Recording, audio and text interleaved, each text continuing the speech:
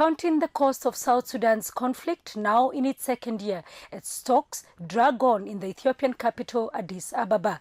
Countries in the region, already shouldering a refugee burden of up to 1 million people, are faced with huge financial costs. Uganda is, along with Kenya, one of the major suppliers of imports into South Sudan.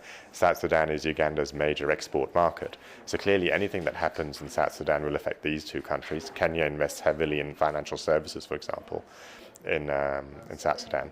So anything that happens in South Sudan will affect these countries.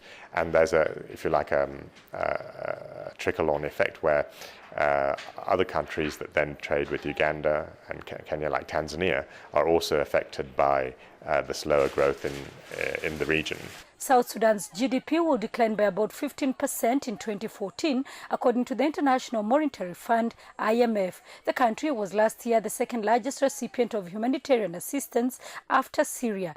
The impact of the conflict in terms of lost growth value calculated over 20 years is between $122 to $128 billion.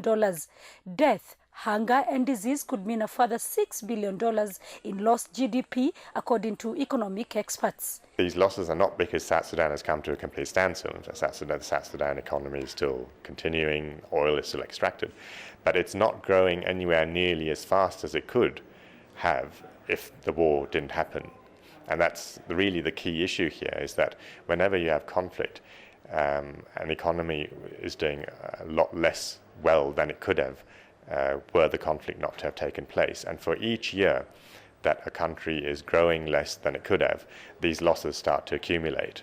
As African leaders prepare to meet in Ethiopia next week for the African Union Summit, the economists want them to put pressure on the warring parties to end the conflict and implement the cessation of hostilities agreement, which have been broken several times. Peace needs to be restored in South Sudan, and that's everybody's stake.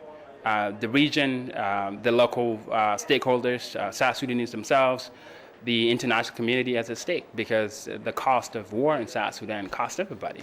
The conflict, which started in December 2013, followed a fallout between troops allied to President Salva Kiir and his sacked deputy, now rebel leader, Dr. Riek Machar. Kimani, SABC News, Kenya.